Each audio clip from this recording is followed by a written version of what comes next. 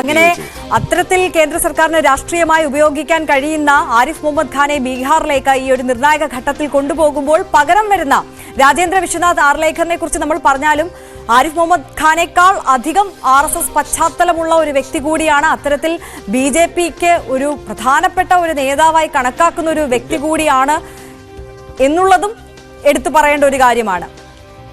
ആര്യ എപ്പോഴും എല്ലാ കാലത്തും ഏത് സർക്കാരിന്റെ കാലത്തായാലും എപ്പോഴും ഗവർണർ നിയമനം രാഷ്ട്രീയമായ നിയമനങ്ങൾ തന്നെയാണ്. അതിനപ്പുറത്തേക്കൊക്കെയുള്ള ഭരണഘടനാ മാനദണ്ഡങ്ങളൊക്കെ പറയുമ്പോഴും കേന്ദ്ര സർക്കാരിന്റെ ഒരു പ്രതിനിധി തന്നെയാണ്. ആ പ്രതിനിധിയായി കോൺഗ്രസ് ഭരിക്കുമ്പോഴും കോൺഗ്രസിന്റെ പ്രധാനപ്പെട്ട നേതാക്കളെയൊക്കെയാണ് നിയമിക്കുന്നത്. ഇപ്പോൾ BJP ഭരണകാലത്തും അങ്ങനെ തന്നെയാണ്. എന്നാൽ ഇതിന്റെ ഒരു പ്രത്യേകത നേരത്തെ ഉണ്ടായിരുന്നതിൽ നിന്നും രാഷ്ട്രീയമായ ഒരു ഇടപെടലിനെ എപ്പോഴും ഗവർണർമാർ മടിച്ചു നിന്നിരുന്നു. അപൂർവം ചില ഘട്ടത്തിലൊഴികെ രാഷ്ട്രീയമായ ഇടപെടലുകൾ, നേരിട്ടുള്ള രാഷ്ട്രീയ ഇടപെടലുകൾക്ക് ഗവർണർമാർ തയ്യാറായിരുന്നു.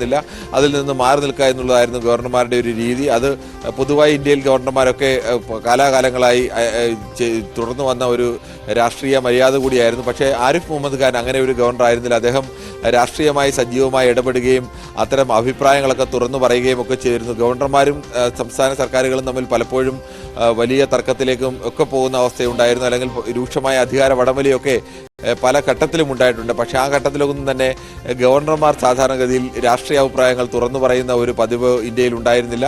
അതിൽ നിന്ന് മാറി നിൽക്കുക എന്നുള്ളതായിരുന്നു പ്രധാനമായും ഇവർ സ്വീകരിച്ചിരുന്ന രീതി. എന്നാൽ ആരിഫ് മുഹമ്മദ് ഖാൻ അങ്ങനെ ആയിരുന്നില്ല. അദ്ദേഹം തുടക്കത്തിൽ തന്നെ രാഷ്ട്രീയമായി അത്തരം അഭിപ്രായങ്ങൾ പറയുകയും പരസ്യമായി തന്നെ സർക്കാരിനെതിരെയുള്ള വിമർശനങ്ങൾ മാധ്യമങ്ങൾക്ക് മുന്നിലടക്കം പറയുകയും ചെയ്യുന്ന അവസ്ഥയുണ്ടായിരുന്നു. പലപ്പോഴും വെല്ലുവിളിയുടെ സ്വരത്തിലേക്ക് മുഖ്യമന്ത്രിയും ഗവർണറും തമ്മിലുള്ള പോരൊക്കെ മാറിയിരുന്നു. മുഖ്യമന്ത്രിയും മന്ത്രിമാരും അതോടൊപ്പം തന്നെ പലരും ഗവർണർക്കെതിരെ പരസ്യമായി സംസാരിക്കുകയും അത് ഗവർണർ തിരിച്ച് അവർക്കൊക്കെ മറുപടി പറയുകയും ഒക്കെ ചെയ്യുന്ന ഒരു അവസ്ഥയിലേക്കൊക്കെ വന്നിരുന്നു. നേരത്തെ സ്വന്തം അധികാരം ഉപയോഗിച്ചുകൊണ്ട് ചില സമ്മർദ്ദമൊക്കെ സംസ്ഥാന സർക്കാരുകൾക്ക് മേൽ ചുമത്തുക എന്നതിനപ്പുറത്തേക്ക് മറ്റ് ഇടപെടലുകൾക്ക് ഗവർണർമാർ പലപ്പോഴും തയ്യാറായിരുന്നില്ല. ഏറ്റവും പ്രധാനമായും ഗവർണർമാർ അത്തരം ഇടപെടലുകളൊക്കെ നടത്തിയിരുന്നത് ഈ സർക്കാർ രൂപീകരണ സമയത്താണ്. സർക്കാർ രൂപീകരണ സമയത്ത് ആർക്കാണ് ഭൂരിപക്ഷം എന്ന് കണ്ടെത്തുകയും അല്ലെങ്കിൽ ആദ്യം ആരെ സർക്കാർ രൂപീകരണം ക്ഷണിക്കണം എന്നൊക്കെ ഉള്ളത് പലപ്പോഴും നിർണായകമാണ്. അത്തരം തീരുമാനങ്ങളൊക്കെ ഗവർണർമാർ എടുക്കുമ്പോൾ ഈ രാഷ്ട്രീയ ഇടപെടലുകളും രാഷ്ട്രീയ താല്പര്യങ്ങളും ഒക്കെ പലപ്പോഴും വന്നിട്ടുണ്ട്. പക്ഷെ അതിന്റെ പരിധിയെല്ലാം കടന്നുകൊണ്ട് അതൊരു തുറന്ന പോരിലേക്ക്, രാഷ്ട്രീയ പോരിലേക്ക് തന്നെ നീങ്ങുന്നൊരവസ്ഥ വന്നത് ആരിഫ് മുഹമ്മദ് ഖാൻ കേരള ഗവർണർ ആയതോടുകൂടിയാണ്.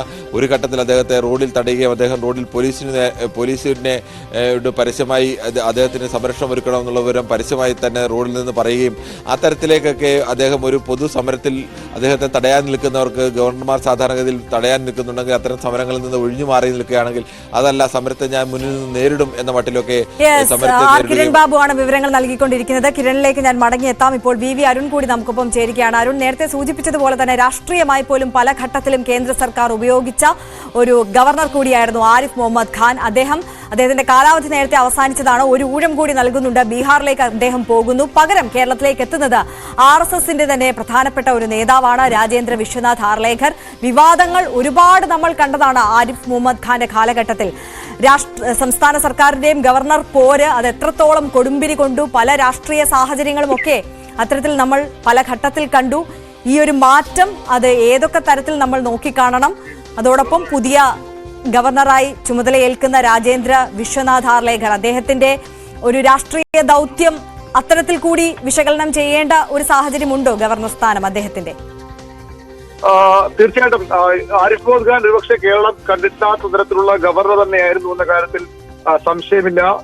ഒരിക്കലും ഒരു ഗവർണർമാരും ഇടപെടാത്ത തരത്തിലുള്ള നീക്കങ്ങൾ, നടത്താത്ത തരത്തിലുള്ള നീക്കങ്ങൾ അദ്ദേഹം നടത്തിയിട്ടുണ്ട്. ഒന്ന്, സർക്കാരുമായി നിരന്തരം ഏറ്റുമുട്ടൽ. കേന്ദ്രബാബു സൂചിപ്പിച്ച പോലെ തന്നെ നയപ്രഖ്യാപനം അടുത്തു വരുമ്പോൾ ഈ പിണറായി സർക്കാരിന് നെഞ്ചെടുപ്പ് കൂടുന്ന ഒരു അവസ്ഥ ഉണ്ടാക്കിയത് ആരിഫ് മുഹമ്മദ് ഖാൻ തന്നെയാണ്. അതിനു മുമ്പ് ജസ്റ്റിസ് സദാശിവം ചില കാര്യങ്ങളിലൊക്കെ സർക്കാരുമായി ഭിന്നത ഉണ്ടായെങ്കിൽ പോലും നയപ്രഖ്യാപനം പോലുള്ള ഗവർണർ ഏറ്റവും പ്രാഥമികമായ കർത്തവ്യം നിറവേറ്റാൻ അദ്ദേഹം തയ്യാറായിട്ടുണ്ട്. പക്ഷേ ആരിഫ് മുഹമ്മദ് ഖാൻ അത്തരത്തിലല്ല. നയപ്രഖ്യാപനത്തെ ഒരു വലിയൊരു രാഷ്ട്രീയ അവസരമായി ഉപയോഗിച്ച ഗവർണറാണ് ആരിഫ് മുഹമ്മദ് ഖാൻ.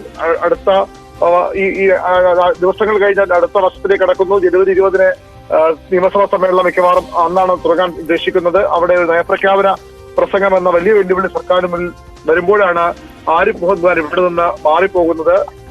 പക്ഷേ അത്ര എളുപ്പമാണോ ഇനിയുള്ള കാര്യങ്ങൾ എന്ന കാര്യത്തിൽ കൂടി വ്യക്തത വരേണ്ടതുണ്ട്. പുതിയ ഗവർണറും സ്വാഭാവികമായി അദ്ദേഹം ആരിഫ് മുഹമ്മദ് ഖാൻ പിന്നീട് RSSുമായി അടുത്ത ആളാണ്, അല്ലെങ്കിൽ BJP അടുത്ത ആളാണെങ്കിൽ പുതിയ ഗവർണർ വരുന്നത് പൂർണ്ണമായും ഒരു RSS പശ്ചാത്തലമുള്ളയാളാണ്. സ്വാഭാവികമായും കേന്ദ്ര സർക്കാരിന്റെ നയങ്ങൾ നടപ്പാക്കാൻ അദ്ദേഹവും ശ്രമിക്കുമെന്ന ഒരു ആശങ്ക സർക്കാരിന് സ്വാഭാവികമായും ഉണ്ടാകും. ഏതായാലും ഈ സർക്കാരുമായി ഏറ്റുള്ള അപ്പുറത്തേക്ക് അതിന് ഏറ്റവും അധികം വഴിയൊരുക്കിയത് ആരിഫ് മുഹമ്മദ് ഖാൻ വഴിയൊരുക്കിയത് സർവകലാശാലകളെ ഒരു ആയുധമാക്കിയാണ്. സർവകലാശാലകളെ ഒരു അവസരമാക്കി എടുത്താണ് ആരിഫ് മുഹമ്മദ് ഖാൻ ഗവർണർ സർക്കാരിനെതിരെ വലിയ നീക്കങ്ങൾ നടത്തിയത്.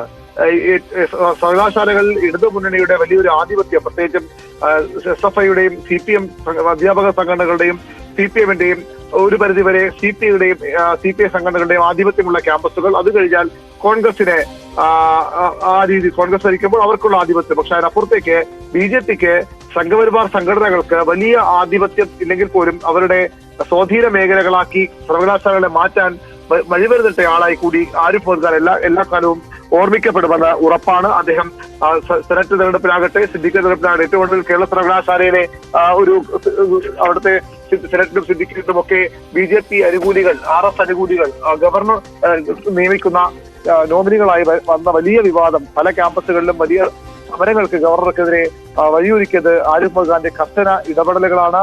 VC നിയമനത്തിൽ സർക്കാരിന്റെ ഒരു കുത്തകയായിരുന്ന പേരിന് മാത്രം ഗവർണർമാർ അഭിപ്രായം പറഞ്ഞിരുന്ന VC നിയമനം പൂർണ്ണമായും കൈയടക്കി ആരിഫ് മുഹമ്മദ് ഖാൻ. അത് നിയമപരമായ പോരാട്ടങ്ങൾക്ക് ശേഷത്തിന് ചിലർക്കൊക്കെ സർക്കാർ വിജയിക്കാനായെങ്കിലും ഏറ്റവും ഒടുവിൽ ഇപ്പോൾ 2 VC നിയമനം അടക്കം സാങ്കേതിക സർവകലാശാലയിലും അതുപോലെ തന്നെ ടെക്നിക്കൽ ഡിജിറ്റൽ സർവകലാശാലയിലുമുള്ള VC നിയമനം അടക്കമുള്ള കാര്യങ്ങളിൽ ഗവർണർ വലിയൊരു അപ്രമാദിത്യം, സർക്കാരിന്റെ എല്ലാ വെല്ലുവിളികൾ അതിജീവിച്ചുകൊണ്ട് സർക്കാരിന് മുകളിൽ പോകാൻ ആരിഫ് മുഹമ്മദ് ഖാന് കഴിഞ്ഞിരുന്നു. സർവകലാശാലയുടെ കായ്വത്കരിക്കുന്നു രാജ്യമൊട്ടാകെ BJP എന്ന് പറയുന്നവരാണ് ഇടതുപക്ഷവും കോൺഗ്രസും. അവിടെ എങ്ങനെയാണ് അത് കായ്വത്കരിക്കുന്നത് എന്ന് വളരെ വ്യക്തമാക്കി കേരളത്തിൽ കാണിച്ചു കൊടുത്ത ആൾ കൂടിയാണ് ആരിഫ് മുഹമ്മദ് ഖാൻ. ഏതായാലും ആരിഫ് മുഹമ്മദ് ഖാൻ എന്ന ഗവർണർ പോകുന്നത് ഒരു പരിധിവരെ സംസ്ഥാന സർക്കാരിന് ഭരണമുന്നണിക്ക് ആശ്വാസമാണ്. പക്ഷേ